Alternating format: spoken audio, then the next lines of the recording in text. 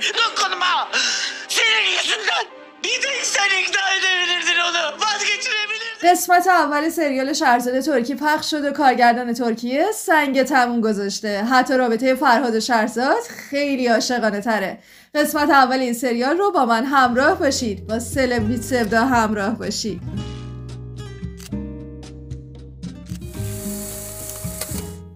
پخش شهرزاد ترکی از شبکه استار تیوی ترکیه رسما آغاز شد و ایرانی‌ها تقریبا یه نفس راحتی کشیدن، چون اونقدر هم که پیش بینی می‌کردیم ضعیف یا خیلی ترکی طور هم از آب در نیومده. بریم یه تحلیل جامع و به درد بخور از قسمت اول سریال داشته باشیم. ترک‌ها تقریبا قوی شروع کردن. البته اگر از اسم تغییر یافته بی ربط سریال بخوایم اغماض بکنیم، اسم سریال از شهرزاد به سن آغلama استانبول یا به فارسی تو گریه نکن استانبول تغییر پیدا کرد. حالا با چه فکری این عنوان انتخاب شده حتما بعدا مشخص میشه. گرچه من شخصا حدس میزنم امکانش هست با توجه به طولانی بودن سریال‌های ترکیه بخوان آخرهای قصه رو یه تغییراتی بدن، ولی باید منتظر بود و دید. اشتباه دوم تغییر اسم خود کاراکتر شهرزاده که به شهرآزاد تغییر دادن. دوستانی که میگن نحوه تلفظ در زبان ترکی تغییر میکنه باید بگم اشتباه نکنین، ارتباطی به تلفظ نداره. فرهاد به فرهاد تغییر پیدا کرده و معنای اسم تغییری نمیکنه، ولی شهرزاد و شهرآزاد عملاً دو اسم مجزا هستن با معانی متفاوت. بگذریم. در بعد شروع اپیزود 1 چیزی که یه خورده تو ذوق مخاطب میزنه لوکیشن فیلم برداری منطقه‌ای هست که مثلا خانواده شهرزاد اونجا زندگی میکنن. خانواده آقا جمشید وضع مالی متوسطی داشتن و تو قسمت متوسط شهر زندگی میکردن. تو شهرزاد ترکی اما لوکیشن پایین شهر استانبول رو نشون میده.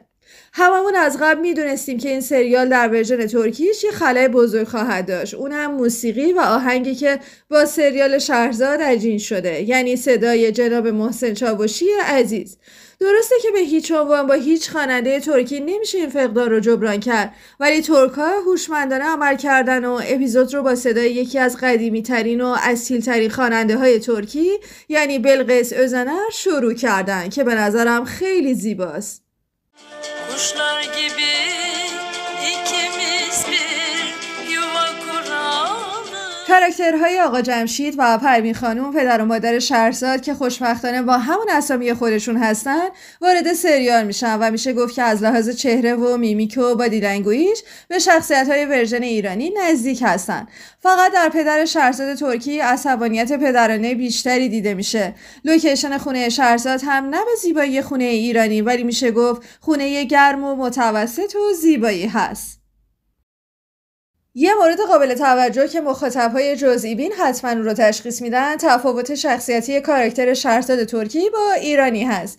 این اصلا یک موضوع مقایسه‌ای نیست و یه امر مشهوده که خانم ترانه علیدوستی به خاطر شخصیت جسور و قدرتمندی که داره نقش شهرزاد رو هم خیلی جسورتر و قوی‌تر بازی کرده. انتظار میرفت که در ورژن ترکی به این مورد توجه بیشتری بشه، چرا که اصلا فلسفه قصه شهرزاد همین قوی و جسور و بزرگدل بودن شهرزاد هست. تو ورژن ترکی فارغ از این که بازیگر مربوطه یعنی سیمای بارلاس زیبایی قابل قبولی داره و از حق نگذریم تمام تلاشش رو داره میکنه که به اندازه شهرزاد ایرانی نمای قوی داشته باشه، ولی گویا حتی فیزیک ظاهریش و زبان بدنش تا حدودی مانع این قضیه میشه. هرچند باید بقیه قسمت ها رو هم ببینیم، شاید شخصیت ها جا افتاده تر شدن. یکی از نکات مثبت سریال سن آغلama استانبول این هست که میشه گفت تقریبا 90% جزئیات ورژن ایرانی رو رعایت کردن و در واقع از منظر حرفه‌ای به اثر اصلی وفادار موندن. از دیالوگ‌ها گرفته تا بعضی از اتفاقات کوچیک همه‌شون به مطابق شهرزاد خودمون هستن و این خیلی خوبه و جای تشکر داره.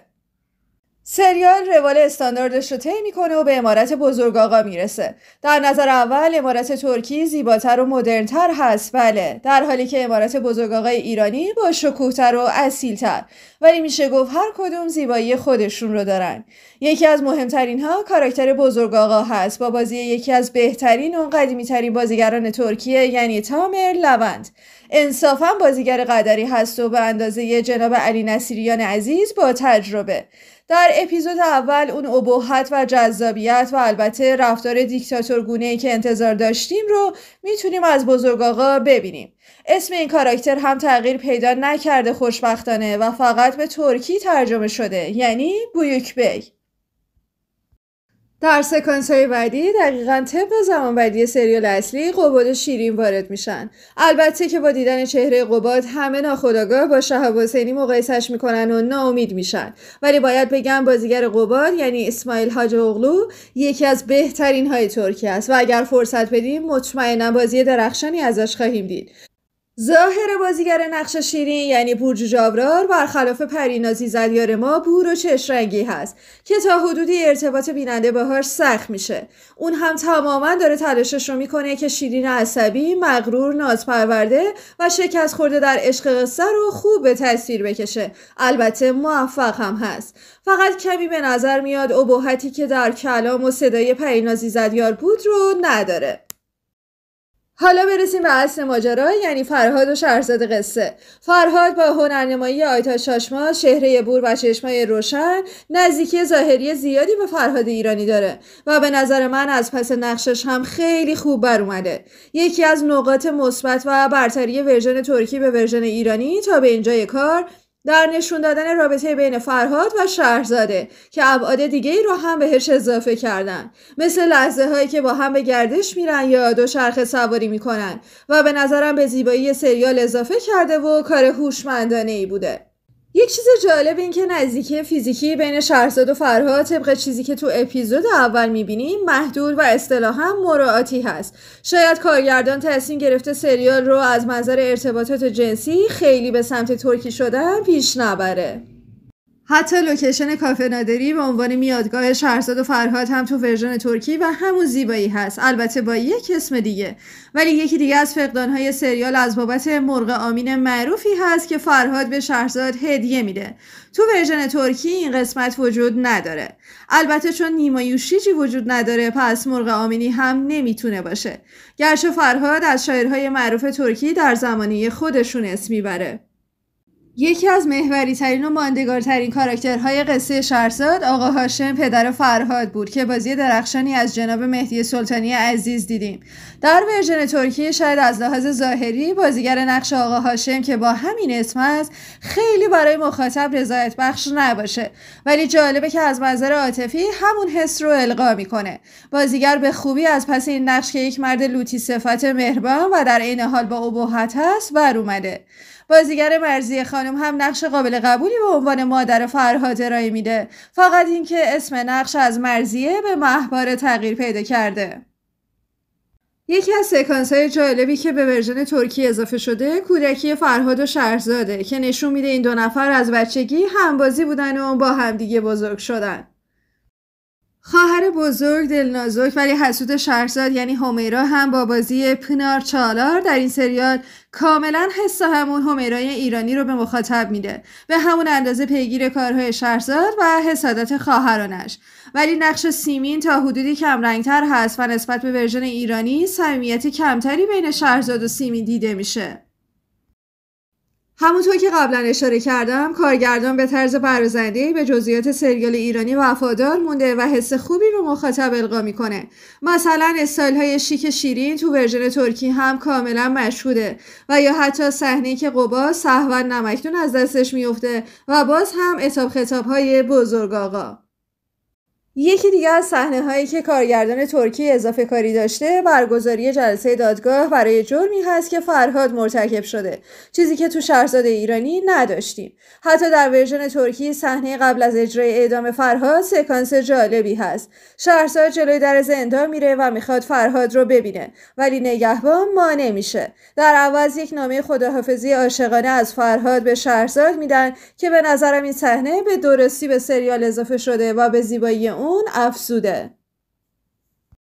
و اما قبادی که برای اولین بار شهرزاد رو میبینه، برخلاف شهرزاد ایرانی که قباد تا قبل از عروسی هیچ وقت شهرزاد رو به طور مستقیم ملاقات نمیکنه، طی 2 صحنه از تراس عمارت و صحنه بعدی درب ورودی بدون اینکه متوجهش بشه از کنارش رد میشه، در شهرزاد ترکی یه صحنه ترکی واقعی خلق شده. یعنی قباد موقع بیرون رفتن به شهرزاد برخورد میکنه و در یک نگاه محوش میشه. شما نظر بدین کدوم حالتش بهتره، ایرانی یا ترکی؟